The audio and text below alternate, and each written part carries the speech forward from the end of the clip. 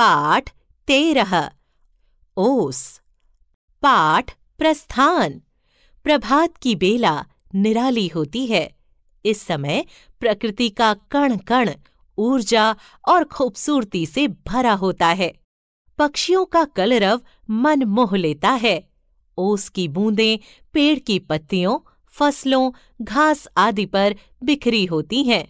प्रस्तुत कविता में कवि ने ओस के सौंदर्य का मनमोहक वर्णन किया है। हरी घास पर बिखेर दी हैं ये किसने मोती की लड़ियां। कौन रात में गूंथ गया है ये उज्जवल हीरों की कड़ियां।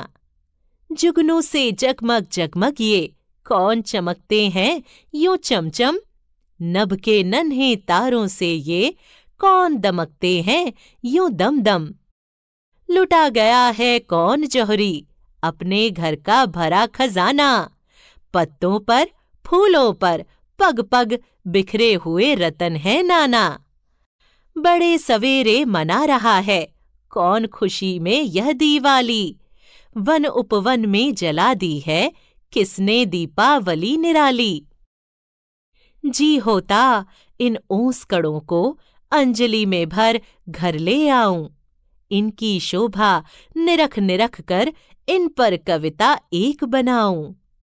मूल्य: सौंदर्य बोध, प्रकृति प्रेम, रहस्य की जिज्ञासा,